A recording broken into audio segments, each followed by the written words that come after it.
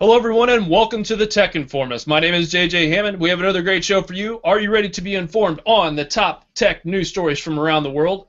Apps you should download on your favorite gadgets, awesome special guest interviews, fun and lively commentary on the technological industry? Of course you are. But up first, our guest, father of three and husband of one, is a passionate programmer using the Microsoft stack through .NET and C# VB. He helps developers create awesome solutions in the cloud, and that's Windows Azure, and on mobile devices, Windows 8 and Windows Phone, and is a staff member on GadgetSpot.com, a total geek who enjoys using the Microsoft technologies whenever or wherever possible, has covered the technological industry for the last 30 years for a variety of publications and websites, the fantastic and wonderful Kyle Reddoch. Thank you for being on the show, sir. Thank you for having me. We really, really appreciate it. We really, really appreciate it. So, however, this show is not complete without my good friend, founder, editor-in-chief of STLTechTalk.com, the Tech Informist, also STLTechChic.com, our women in tech website, co-creator of Codecast by STL Tech Talk and producer, the uncanny Kevin Harvell. Say hello, Kevin. Hello, Kevin. How you doing, JJ? How you doing, Kyle? I'm doing good. How are you?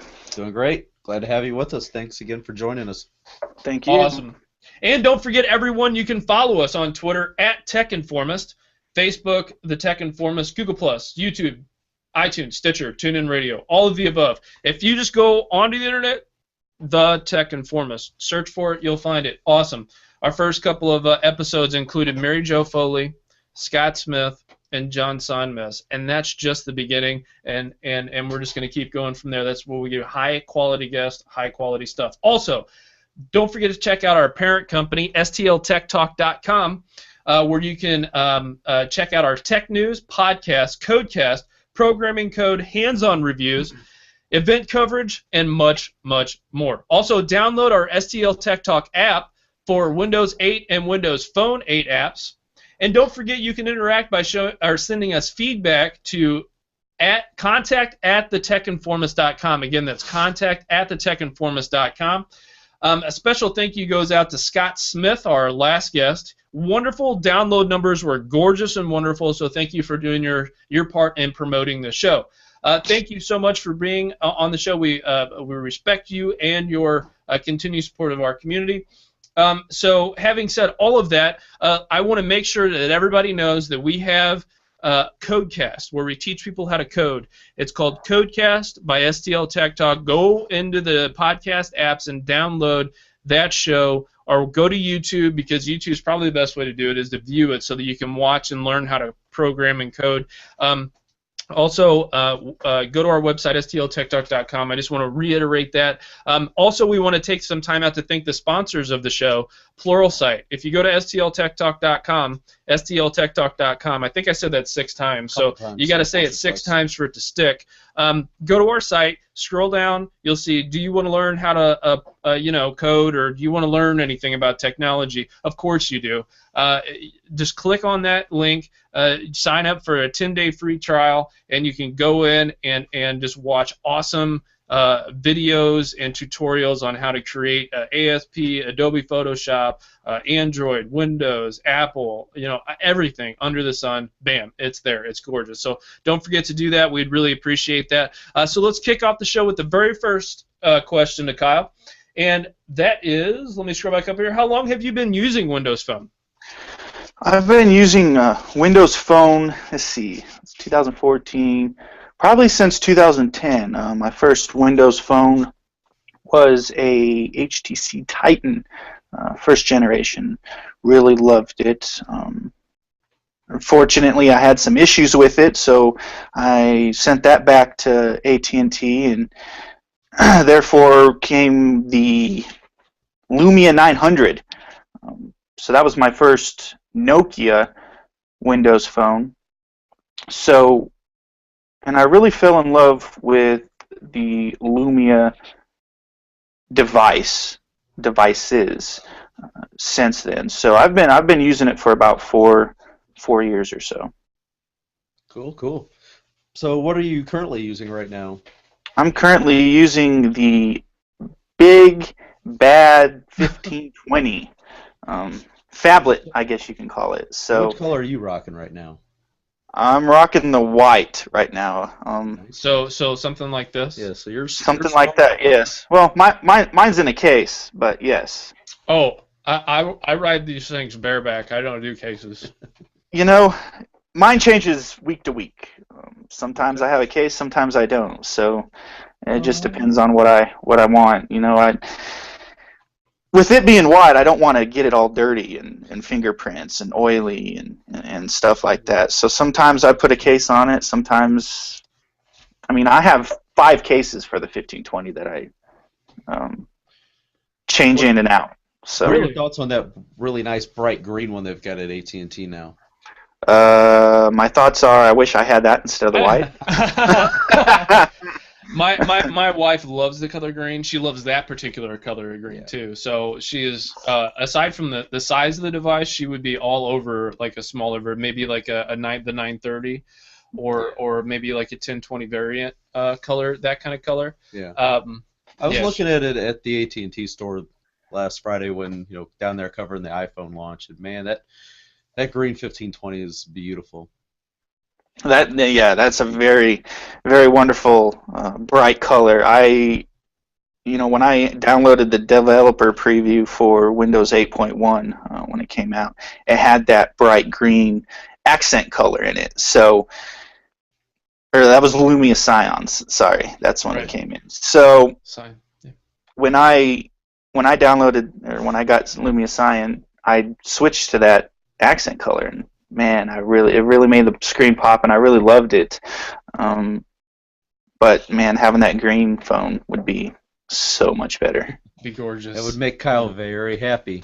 It would make me very happy. That's correct. Yeah. So to kind of recap on your bio a little bit, you are a programmer, and the reason why we are heavily invested in not just this show, but in our other shows, and we talk about programming and development, you have been very and will be very passionate about the Windows ecosystem, and we're huge fans, obviously, of both you and the Windows ecosystem. I didn't want to, but how has what has that been like? I mean, over the course of your career, to kind of see this change on over. I mean, what first attracted you to the Windows ecosystem as well as the Windows phones?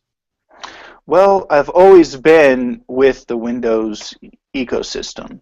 I might be telling my age here and how young I am, but my first experience with the Microsoft ecosystem OS was Windows 95. So I've always been with Microsoft. I did do a stint. I guess I cheated on Microsoft with Apple there for a while. Had a Mac and iPhone and iPad and even developed a little bit on iOS. But I've always had a love for the ecosystem, Microsoft's ecosystem. So I've developed .NET apps for previous companies that I've worked for.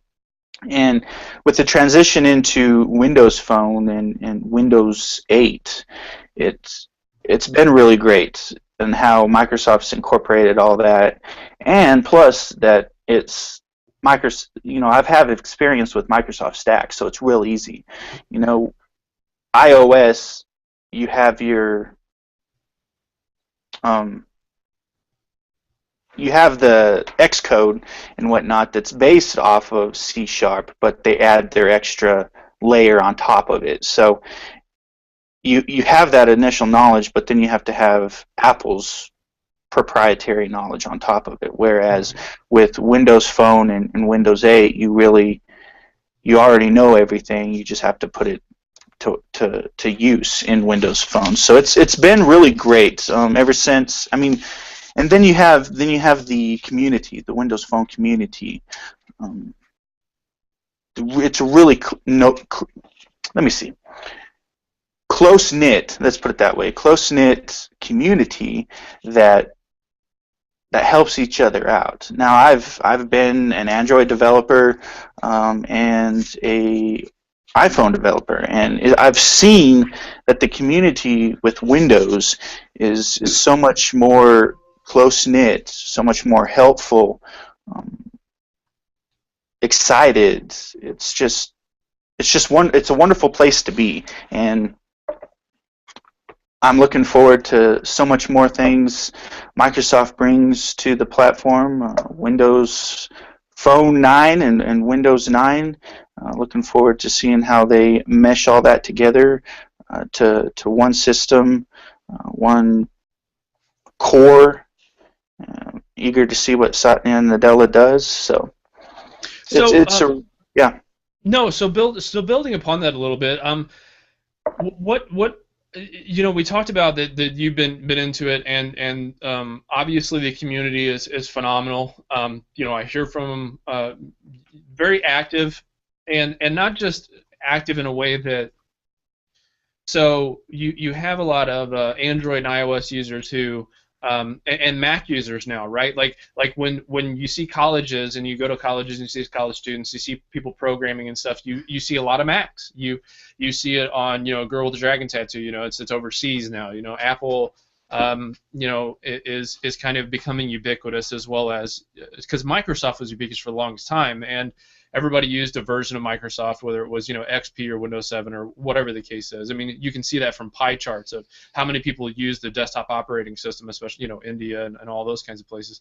And now you see Apple really making a good headway in schools and different stuff like that, and being able to run Windows 8 apps and Windows Phone apps on a Mac, plus being able to write to the Xcode and Objective-C, and having to have a Mac to write iOS applications, and with businesses focusing on Apple's new products, some of the issue has been this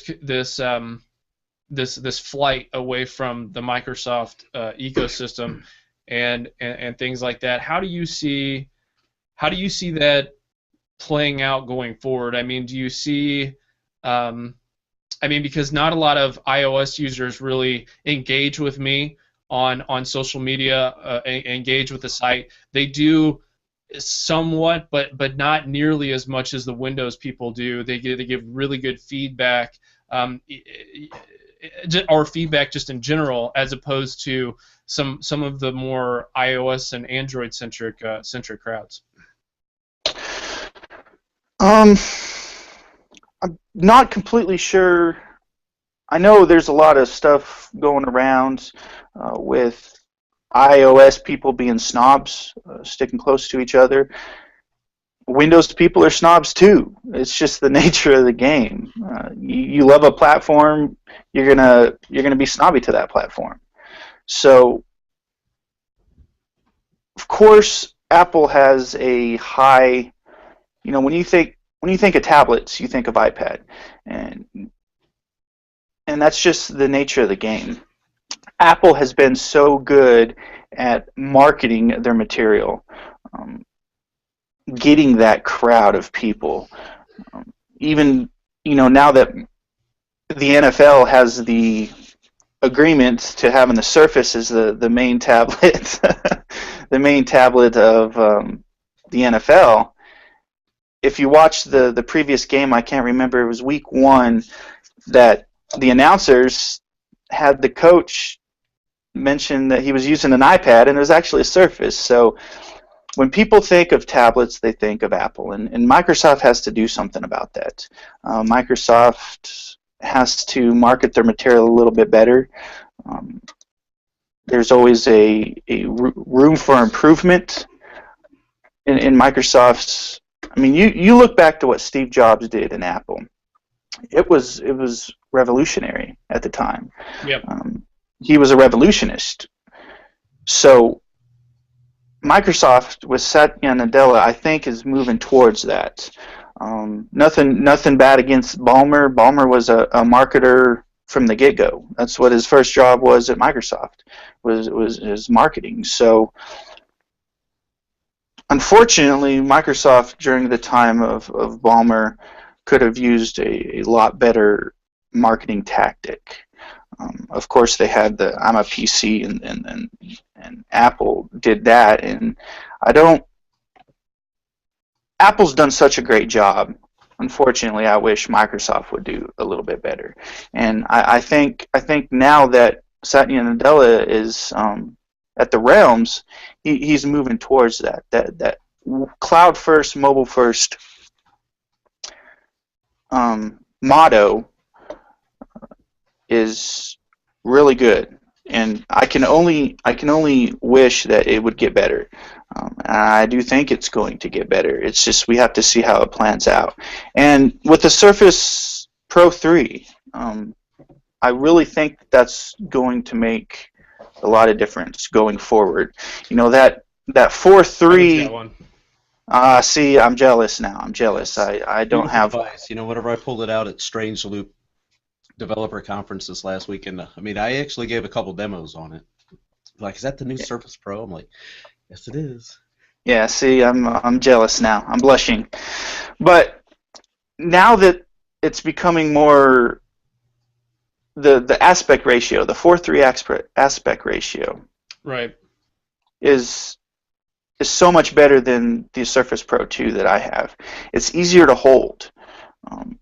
It's more of a notepad, as they say. So you bust out one note in the pen, it feels like you're writing on a notepad, as opposed to the 16:9 aspect ratio of the Surface Pro 2. When I'm writing on it, it feels a little weird. And even if I have it either in portrait or landscape, it feels weird. So unfortunately, I don't have a Surface Pro 3. Working towards it. Definitely want one. If there's anybody who would like to donate one. I think he already feels bad enough that I have one. Yeah, I already feel bad. You don't have to shove it in my face. But yes. But speaking to this a little bit, I've noticed that there's not enough time in a day. We talked about this before on the pre-show stuff, and there's not enough time in the day. There's not enough time in the day, and you want to fill your time that you have very wisely. I've met a lot of Android developers who are really cool, who hit me back or whatever and tell me, no, don't do that way at all. And I've also had kind of bad experiences or whatever. I've never had a bad experience with Windows developers, Windows people. People that are engaged anyways, like we said before. And if I'm going to spend my time wisely, I want to spend it with people who are not in an echo chamber, right, where we are not where we're throwing things out and getting back only what we want to hear, because we're very realistic. There's only a small market of people who really like the new Windows 8 stack, who like the new Windows 8 phones, who even understand what that even means. They're like, the iPhone. You're like, what did you come from, a flip phone? I mean, so some of the issues has been communication. Mary Jo Foley, our very first guest, talked about, and we had talked about this a little bit, was this problem Microsoft has with marketing. And like you said, Ballmer did what he could.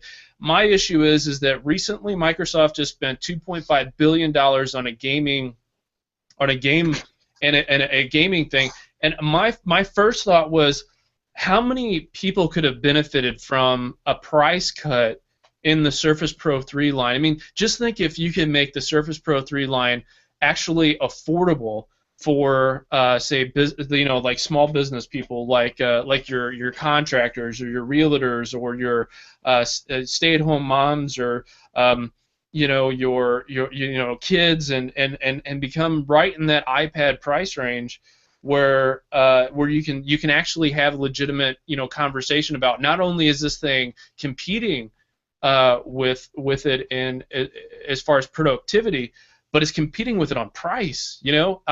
I know that's not a very good money-making strategy, but it appears that they do all sorts of things that are stupid when it comes to money. So why not do something stupid in a good way and literally hand these phones and tablets out and just hit the market hard? Because that's what they're kind of doing with Windows 8. If you develop on Windows 8, as long as the screen size is under 9 inches, I believe, the OS is at no cost. Right. And we're seeing tons of those come out to the market now, and especially phones and stuff.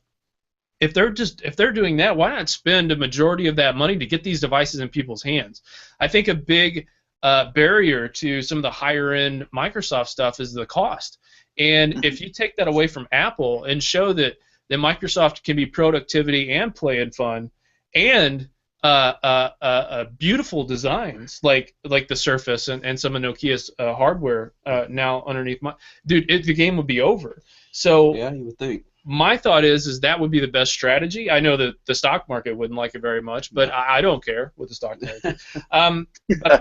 But I think that for developers like you, for developers like me, for developers who want to write to all the different platforms and looking at Xamarin, our last codecast was on Xamarin about how one app was written to Android, iOS, and Windows, and how it natively looked different on all three of those. It was gorgeous. And I mean, the way that the Windows thing looked, I mean, I know I'm partial, but it looked really, really good.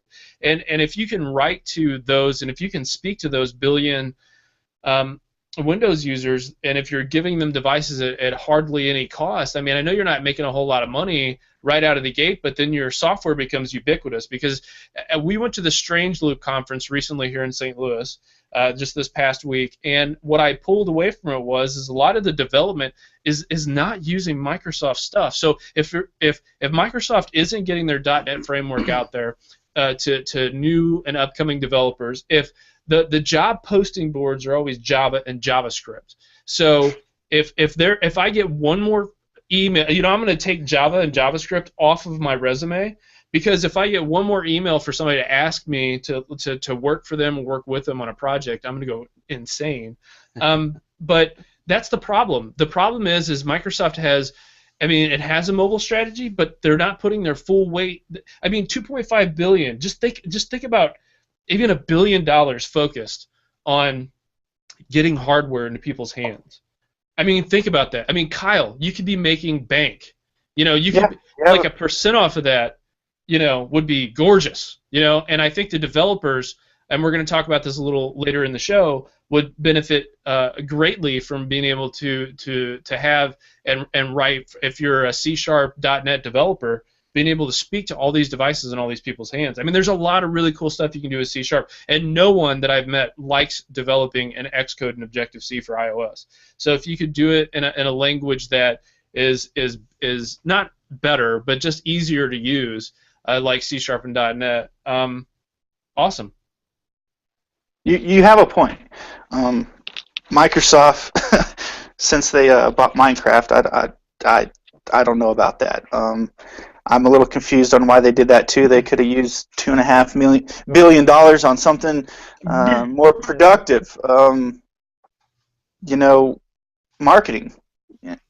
But going back to the Surface Pro and the iPad, there is a big difference between that. I see why the cost is different.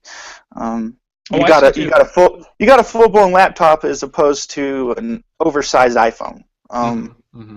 So there is the difference, but I would definitely like to see them cut the cost on that, the price on that a little bit. That way we can get it into more hands. I think that's really what's killing Microsoft right now.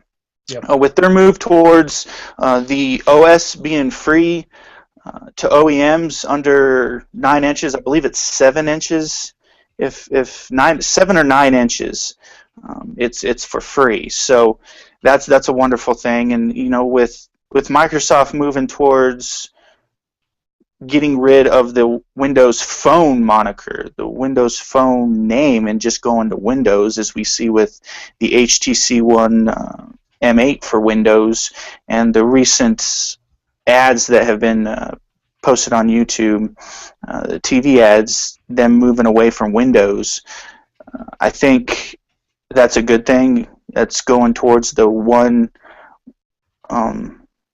platform for both of them. So marketing strategy. yes. So I'm really eager to seeing what comes of that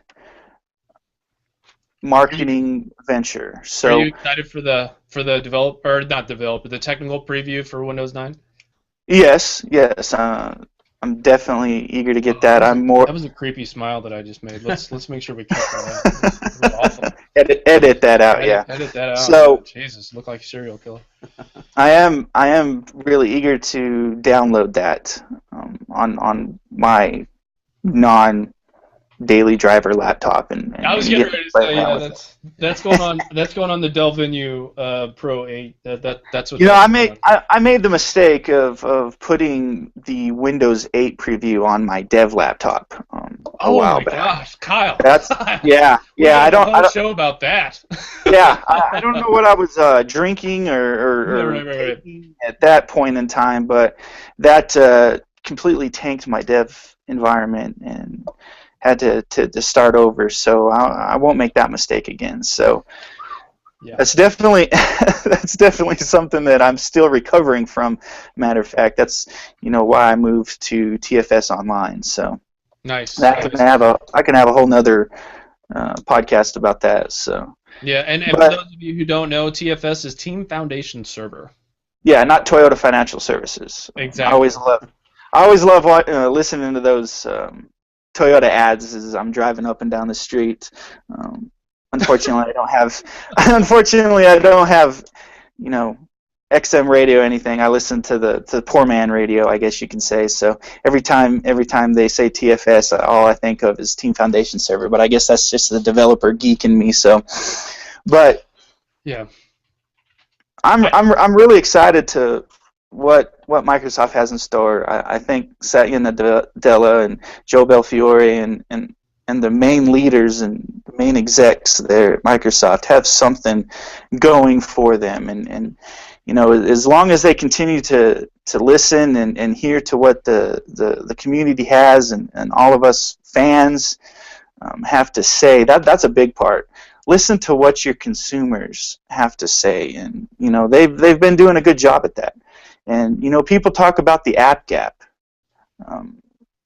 They're Windows Phone is young compared to your iOS and your Android. What did iOS do right when they started back in 2007?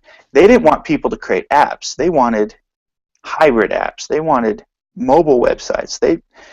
Steve Jobs started off as saying no to apps. Now, Yeah. how many apps does Apple have? Right. And I don't want to. Yeah. I was like, Yeah. they didn't even want third party. They wanted to make all the apps. They wanted to make all the apps, and so Windows Phone is still young. You're getting all these apps coming to Windows Phone thanks to Joe Belfiore and the community and these third-party developers making apps for these companies, working with these companies. It's such a great thing to see the community working with the companies to create apps. There's a thing going on Twitter right now that I'm a part of. Thanks for WP Love. I don't know if you've seen that hashtag going around where we're reaching out to these companies that have Windows Phone apps and thanking them for creating apps for the platform.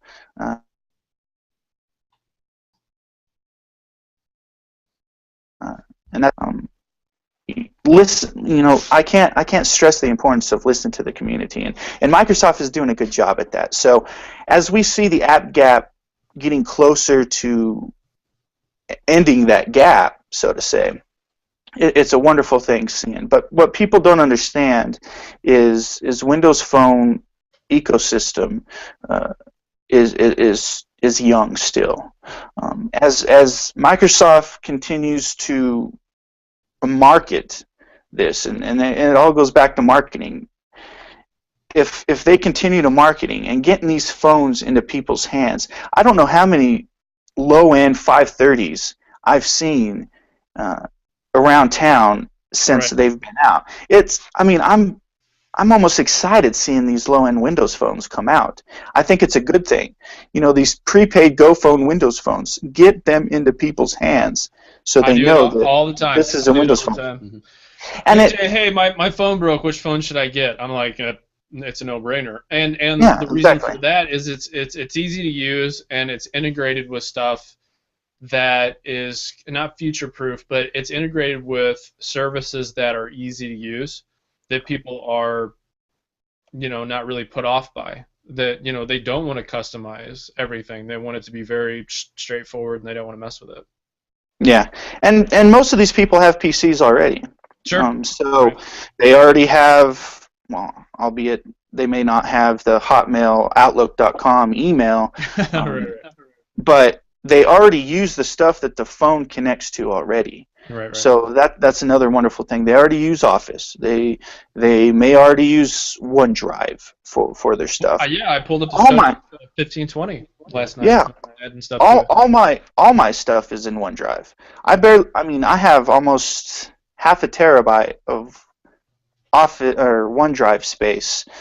So I pretty much have everything. And thanks to Microsoft, I got an extra 15 gigabytes the other day just because of them. So this goes back marketing. They marketed the iPhone 6 issue upgrading to iOS 8. Right. By giving people extra 30 gigs of OneDrive space. So yeah, Microsoft is phenomenal. Microsoft is definitely in the right they're definitely track. Giving a lot of storage, which is now if they could just give away some Surface Pro 3s to us, right. Windows fans, right. So you can definitely send that. Just hit me up on Twitter or email, whatever. Definitely. TechTalk.com or at JJ Hammond Music. So, Kyle, for the sake of time, let's hop on. We have a question from the chat. So go ahead and So Sean Johnson, which we all know as the WinFan. The WinFan, yes. WinFan, not WinPhanKyle. I believe it's winfan.net. That's fan as in PHAN.net. He was wanting to know, have you found a balance, and if so, what are your keys to or ways that work for you to maintain both a strong online presence and personal life? Balance. Yeah, see, I'm still trying to find that balance. My wife gets on to me for always being online, and it's the devil in me, I guess you can say. I'm always a social geek, always online, always doing this, always doing that, and I'm finding it hard to find time to balance that and my family life, my personal life. So I always have to sit back and ask myself, am I being the father that I need to be to my kids? Am I being the husband to my wife that I need to be? And sometimes I'm not, sometimes I am. It's just like you said, I have to find that balance, and I'm really finding it hard to find that balance. Well, you could use a Microsoft product, like Microsoft Project. You could use an Excel spreadsheet, a little timer. You could set up some stuff to where it like goes off, and you're like, okay, I'm on to my next thing, and then it goes. It's like, sorry, son, sorry, daughter, whatever. This kind of speaks to everybody, but sorry, person, or hey, wife. I'm sorry. Time out. You're done. So you had your time. Now I got to move on to the next thing. As long as those numbers aren't skewed to where wife time is like yay big. Yeah, exactly. Yeah, because then you'll get this much attention. Otherwise, but yeah, I think I wholeheartedly agree with you there. I mean, we talked about before the show. I mean, I get ready to go to bed at night, and I tell my wife I don't want to take the time out to go to sleep. There's too much that has to be done. I noticed you're possibly drinking coffee there. Of course. Yeah, of course. I gotta have my coffee. God, I love coffee so much. Kevin can't have it. Poor God bless his soul. Right. I don't know how he makes it I really don't know how he makes it through the morning. Oh my goodness. So yeah, I don't know how he does it. Well, I do, because he comes over here and he lets me get him pumped up. I'm like, come on, Kevin, come on. Let's do this. Just the whole energy that feeds off of JG, and to me, it just. Yeah, he gets a contact awesome. So, like I said, for the sake of time, let's go ahead and let everybody know how and where they can find you. What is your website and your Twitter handle? Website is KyleReddoch.com. Reddoch is REDDOCH.com. I'm also a staff writer for Gadget Spot. That's gadget without the E, spot.com, and you can find me on Twitter at WinPhanKyle. You also can go to my About Me page that has all my social handles there that you can connect to me. That's About Me/Kyle Reddoch. So, as I said, I'm pretty active on Twitter. You can find me pretty much anytime, but I do have to balance my time. So if I don't respond, know that I'm not brushing you off. I'm just doing my family thing. So Right. He's on his family time, guys. When he gets back online, he'll get back to you. yes, and that's definitely. true. That's true. When I've hit you and you've hit me back and all that kind of stuff, you're very good about that. Better than me. Some people message me and I'm like, oh God, man, I really need to return it. But now it's one of those awkward stages where it's been like a really long time, so I probably kind of owe them. Like when I contact them, but you feel that internal struggle. Like I need to not only respond, but kind of respond with something awesome on top of that, just because it's been so long since the last time you reached out to me. But hey, that's the nature of the beast. So we want to thank you for being active, not only on STL Tech Talk, not only on just on Kevin and I's personal handles and stuff like that, but being a huge supporter of what we do. The door's always open to you to come back on the show. And I just wanted, for our audio listeners, he's wearing a Cortana shirt. I have the same shirt. I was going to wear it this morning. I swear I didn't, though, because I promised something else. But gorgeous shirt. Love it. Cortana. That's something we didn't get into, but that was another big staple that I think, a staple piece that I think Microsoft can build on going forward. Mm-hmm. I hope they stick with consumer focus / cool competitive uses in the marketplace going forward, and I'm looking to see more Cortana tie-in to applications natively. And one thing that we can all agree on, and I'm speaking on behalf of Daryl, one of our very faithful listeners, is we need to come together as a group and say, Microsoft, make the podcast app for Windows Phone 8 worth a freaking flying. Yeah, it's a family show, folks, or I would say some other stuff. But because for some reason, the Tech Informist still is not showing up if you do a search for it. Yet it shows up on pretty much every other Windows Phone podcast app. Yes. It's not the one on Windows 8, Windows Phone 8. Not the one. It's like, come on, guys. Yeah, they need to work on that a lot more. Yeah, because this is our jobs, and they're not supporting our jobs, and we support them. So the least they could do is be like, you know what? Right. I'm just going to take a couple of minutes and just, we just spent $2.5 million on an 8-bit block game. I think we could take, half hour and just be like, you know what?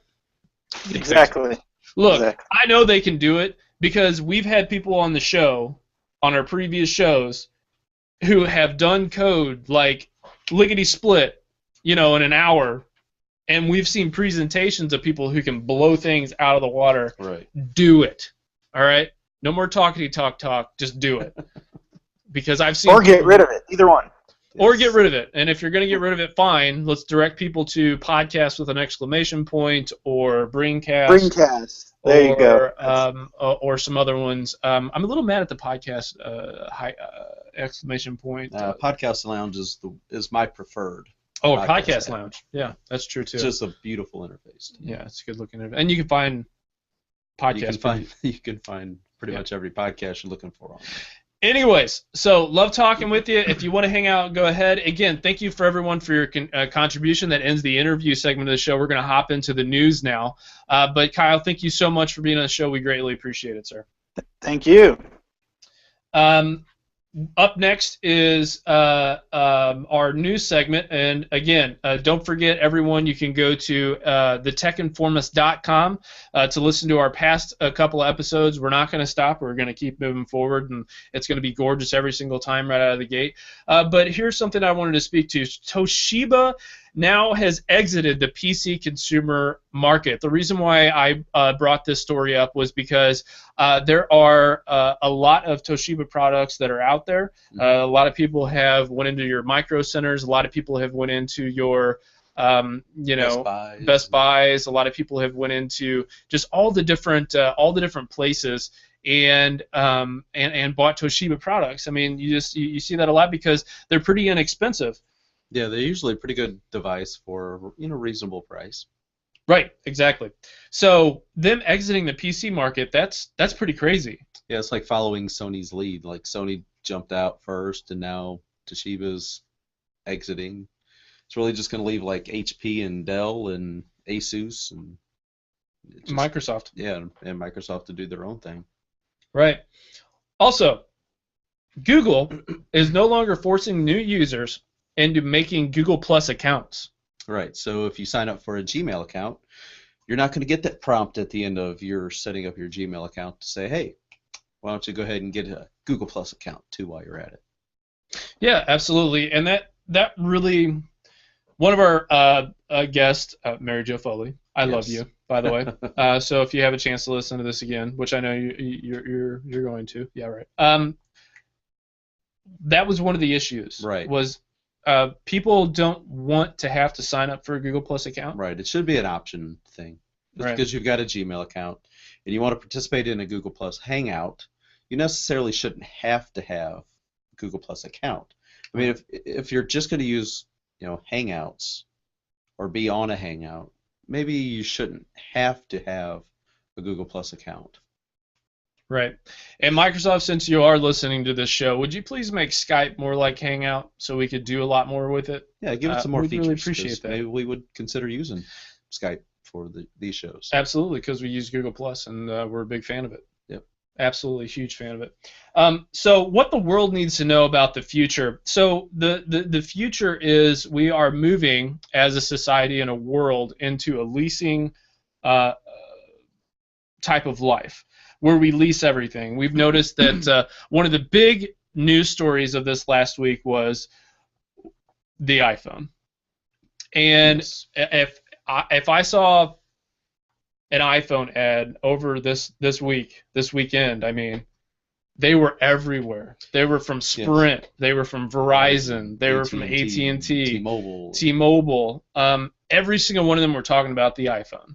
Mm-hmm. And every single one was talking about, do you want to get out of your contract? Do you want to get out of your contract? Well, you can sign up with X company now. And no, I can't say X company because there's probably a company called X company because that's kind of a ubiquitous thing. So let's say ABZ Communications.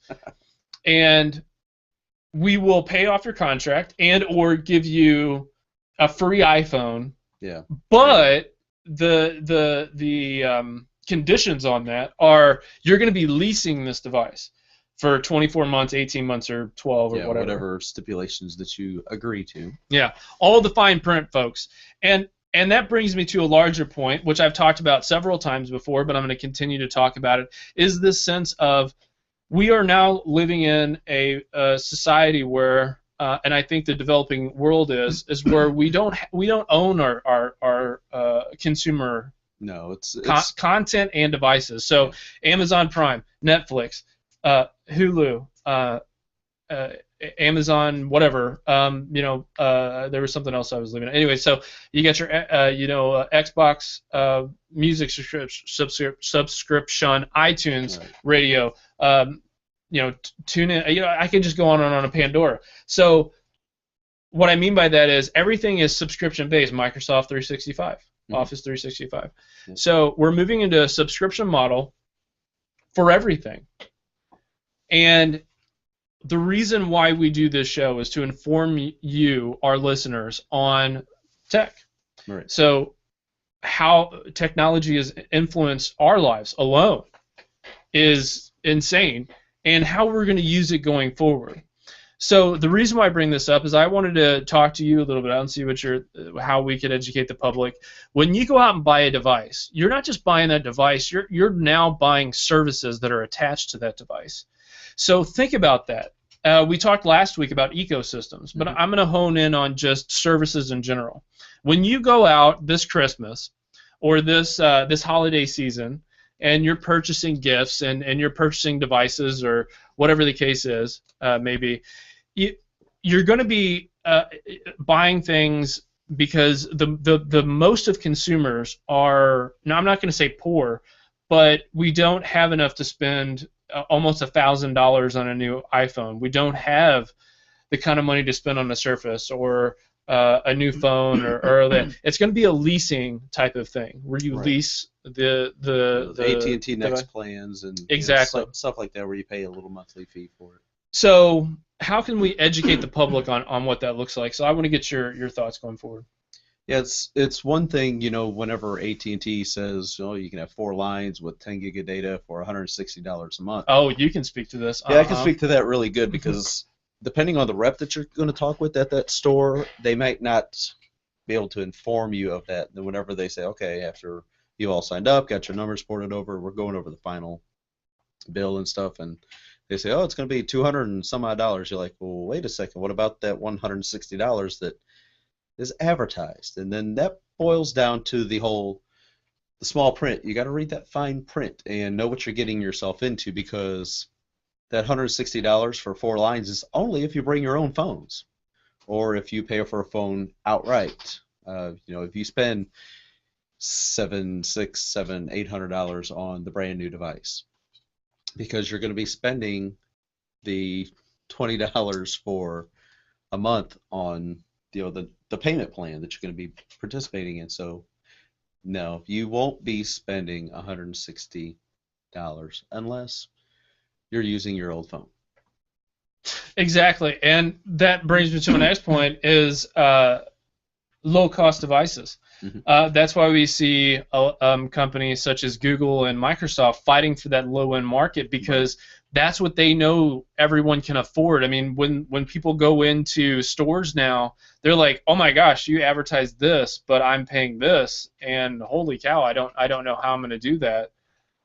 So the early termination fees come into play, and all these contracts are big deals, and we thought that they were big enough deals in the past, but now they're really going to be something going forward. Oh, you want to quit, I don't know, let's just say Voodoo or something like that, or a service that's similar to that. Oh, you want to quit that? Well, all of your content's going to go away too. So even if it's not a device, it's content.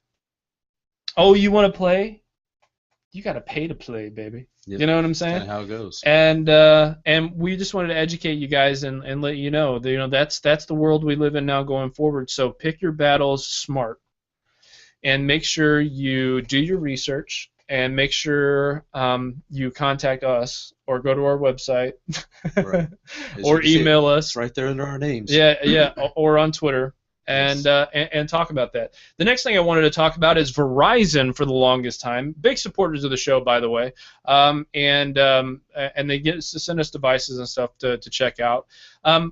Is for the longest time they have always been, you can't talk on your phone, your cell phone, not your rotary phone, because that was a joke, Kevin. You're supposed to laugh. Jeez, that's way too early in the morning. It is. So when you're talking on your phone and you want to, say, put somebody on speaker and then surf the net, can't do that. No. But you could do that. But I'm spoiled because I've been able to do that ever since I've had a cell phone, right? Or a smartphone, anyways. I think that that was a selling point for AT&T and T-Mobile for the longest time, and I think that's why a lot of people who didn't know about it on Sprint or Verizon were like, "Hey, what? Yeah, what do you mean? What do you mean? I didn't know you could do." Well, now Verizon is going to have that service to where there's going to be the bands coming in to your new, probably iPhone, because let's face it, they're going all gangbuster, is going to be, you can actually talk and surf the web at the same time. Right. Ooh, magic. It's magic. Yeah, let's never try to hit that high note again.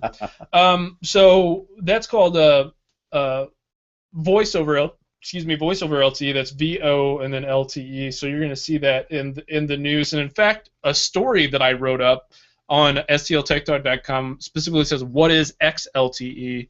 And Verizon's kind of bringing up what that means. So they're really, I think the reason for XLTE now is the ability to use those other LTE bands for the voice part. You know what I mean? Yeah, I mean, now everything kind of makes sense. Things are a little confusing at the beginning, but yeah, now whenever they announce Part B, which they never even said there was going to be a Part B, they just talked about A. Yeah. So now there's A and B. And even if they did, we can't necessarily disclose that ahead of time. So the next story I have is Destiny. That sounds... Sounds like somebody I know. I mean, I know people named Destiny. Do you really? Yes, I do. Huh.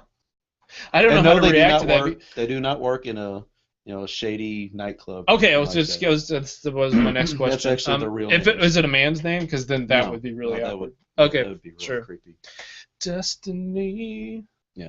So yeah, huge multi-platform game on Xbox One. And So their child is literally going to be Destiny's child. That's mean. Technically, yeah. Okay, this has nothing to do with technology. Let's Right. get back. I know we're just kind of like flying off the handle. So yeah, big Microsoft Xbox One game and PS4 game, which you've seen commercials upon commercials for. Huge game that has sold well over $325 million in sales since the release. It's a huge game, probably one of the biggest game launches in recent history, other than like the Grand Theft Auto 5s and stuff like those are the appointment style games. You're there, the experience. Brad Whiteside, who does contributor for STL Tech Talk, he did a really nice little video about how to kind of get Glimmer, the currency, a little bit quicker. So yeah, it's interesting. So let me tell you why this is important. This game generated $325 million in total sales within the first 5 days. All right, that's huge. That's a little bit of money. Yeah, that's a little bit. It's like recouping all your development Expenses. costs, Yeah. just like that within the first week, and then you're just making mad bank from here on. Oh, yeah. It's a system seller. So if you want to give us any money, just contact at the techinformist.com. Okay, just go. You can go ahead and send that money right on over. Right. The reason why I bring that up though is games going forward a little bit. Cloud gaming. Azure services. People need to be aware of this trend so that it plays into your decision when purchasing this holiday season gaming consoles and things of that nature. So think about that a little bit.